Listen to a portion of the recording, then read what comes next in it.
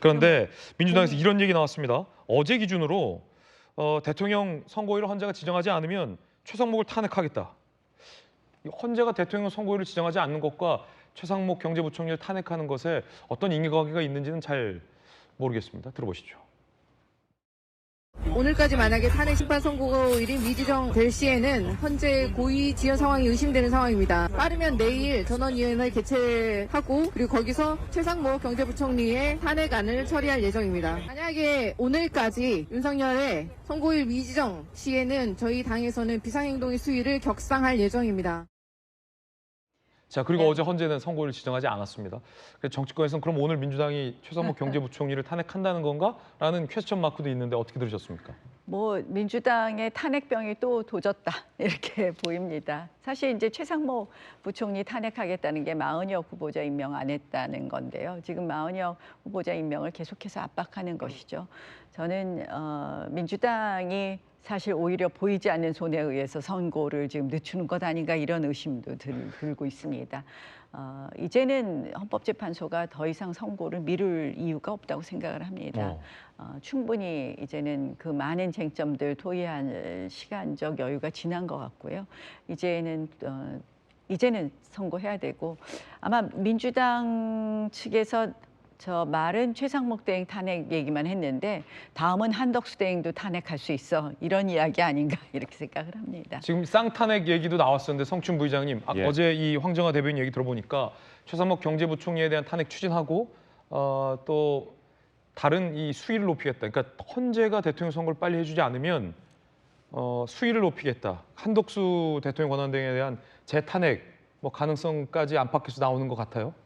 그러니까 저는 뭐 수위를 높여서 압력, 뭐 정치적 수사를 하는 거는 뭐 필요하다고 생각합니다만 그것이 저는 탄핵으로 가서는 안 된다고 생각합니다. 탄핵은 안 된다. 예, 저는 그 최상목 권한대행에 대한 탄핵을 당내에서 논쟁을 했을 때부터 저는 실효가 없기 때문에 실효가 없다는 목소리에 힘을 실어야 된다고 주장을 했었고요.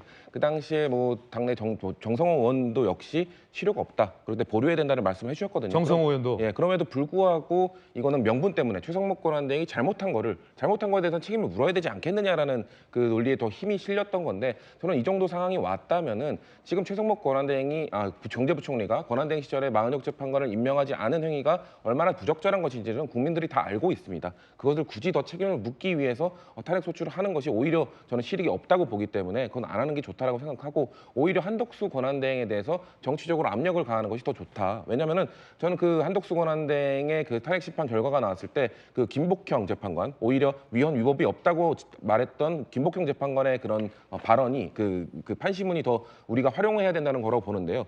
그 당시에 즉시 해야 된다고 볼 수 없다. 상당 기간이 지났다고 볼 수 없다라고 판시를 했잖아요. 그렇기 때문에 오히려 그때는 12월 말이었지만 지금은 3월 말입니다. 그럼 상당 기간이 지났다고 볼 수 있습니다. 그렇다면은 지금 3월 말 지금 시점에서 봤을 때는 김복형 재판관 입장에서도 이건 위헌 위법으로 볼 수 있는 거라는 거죠. 그렇기 때문에 김복형 재판관의 입장도 돌아서면 6대2로 사실상 탄핵이 인용될 수 있는 수치입니다. 그렇기 때문에 그 한덕수 권한대행이 지쯤 왔으면 마은혁 재판관 임명해야 된다라고 정치적으로 압력을 가하는 것이 필요하지 탄핵 소추라는 방식은 저는 지양해 줄 것을 계속해서 요구하고 있습니다. 재탄핵 얘기가 나오자 권성도 원내대표가 한마디 했다고 합니다. 들어보시죠. 헌정사상 최초로 대통령 권한대행을 탄핵시켜놓고 그 권한대행을 다시 재탄핵하겠다는 것입니다. 그야말로 집단 광기가 극단으로 치닫고 있습니다. 나 대표님. 저는 요새 민주당 행태를 보면서 홍익표 원내대표님 계실 땐 좀 안 그랬던 것 같아요. 홍익표 원내대표 시절이 그립다. 근데 제가 지금 보면서 사실 민주당은 뭐 나라가 어떻게 되든 뭐 산불이 나든 통상으로 인해서 우리가 굉장히 대한민국 경제가 어렵든 이런 거하고 상관없이 오로지 본인들 집권만 관심이 있구나. 그래서 지금 광장으로 늘 나가서 저 행진해요. 헌법재판소 앞으로 가서 정말 전원 의원들이 가갖고 기자회견 매일 하고 있습니다. 아침 저녁으로. 저희는 기자회견 잠정 중단한다고 했습니다.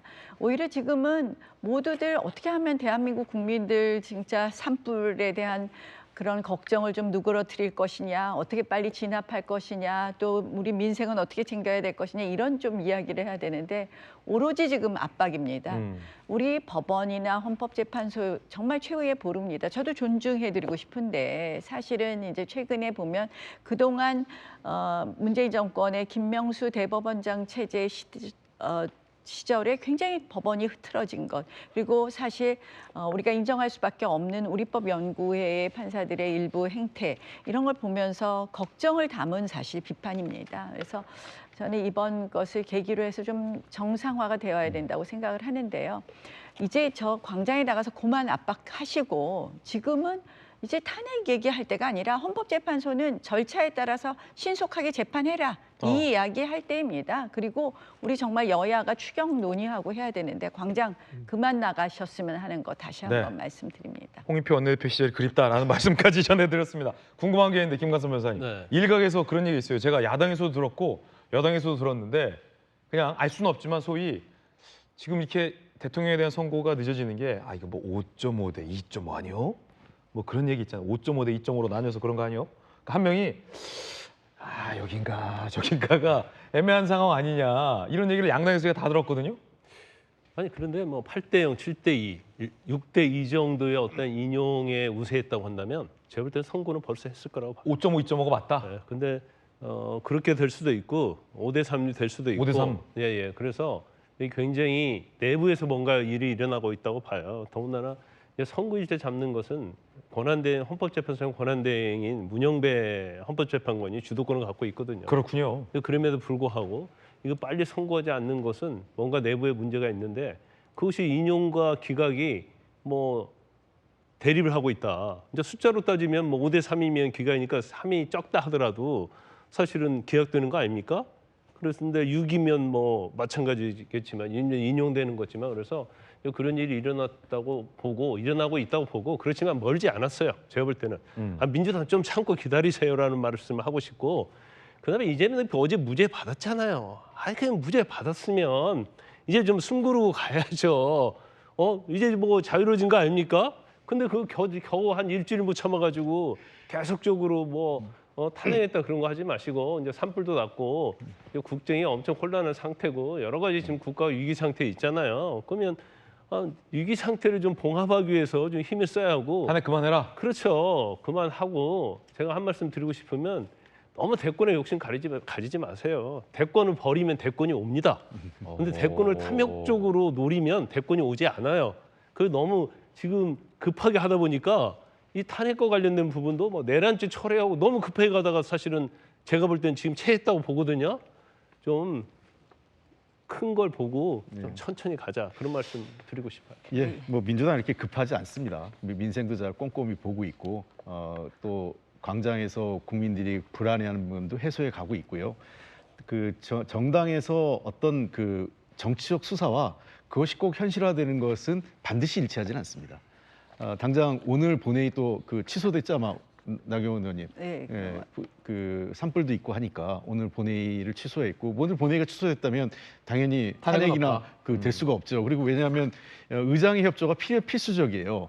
그 탄핵안을 본회의에 보고하고 72시간 내에 또 본회의를 열어야 이게 탄핵안이 의결되지 않습니까? 우원식 의장. 예, 그런 측면에서 저는 그 의장께서 이 문제에 대해서는 다소 약간 아직까지는 부정적인 입장을 취하고 계신 거라고 우원식 의장은 예. 쌍탄핵엔 부정적이다. 예, 특히 이제 일단 쌍탄핵은 아직 거론도 안 됐고 당 공식 차원에서는 최상목 권한대행에 대한 그 탄핵에 대해서 현재까지는 그다지 협조 의사가 없으신 것 같아요. 그러다 보니까 당연히 오늘 그 본회의도 취소됐고, 그러니까 이런 거죠. 정당은 그게 꼭 현실화될 거라고 해서 발언하는 게 아니라 그것을 요구하는 일각의 어떤 당원이나 또는 지지층의 요구가 있잖아요. 그러면 반응을 해야죠. 그래서 그런 목소리도 내고, 그런데 그것이 꼭 현실화될 거냐 할 때에는 여러 가지 상황을 고려하게 되는 겁니다. 그런 측면에서 저는 탄핵 문제에 대해서는 조금 더 그 신중하게 당 지도부 차원에서 고민할 거다 이렇게 생각을 하고, 두 번째는 저는 그 헌재 내부의 이런저런 상황에 대해서는 저는 아무도 추정할 수는 없다고 생각해요. 그러나 다만 아까도 얘기했지만 신속하고 정확한 그런 판단을 하는데 헌재를 좀 믿고 기다려주는 게 좋겠다 이런 생각을 합니다. 이번에 제가 한덕수 총리 탄핵 재판정의 마지막 네. 결정 선고일에 헌법재판소 방청을 했습니다. 제가 그때 이렇게 꼼꼼히 들으면서 느낀 것은 결국은 이 헌법과 법의 원칙에 굉장히 입각한 결정을 하신 분들이 계시다는 생각을 했고, 그래서 저는 조심스럽게 그동안 이제 민주당은 사실은 조기 대선을 얼마나 획책했습니까? 대통령 당선 시부터 조기 대선 이 시위를 178번 퇴진 운동을 했는데요. 자, 이제는 좀 숨 고르시고요. 숨 고르자. 저는 사실은 이번 대통령 결정도 헌법과 법에 따르면 네. 당연히 각하나 기각이 나올 것이다라고 생각을 하면서 벚꽃 대선 운운하셨었는데 이제 벚꽃 필 쯤에 돼서 일장 충동임을 아시지 않을까 이렇게 생각합니다. 네. 자, 오늘 양당 원내대표 두 분 모시고 의미 있는 이야기 나눠봤습니다. 저희들 60초 광고 보고 돌아오겠습니다.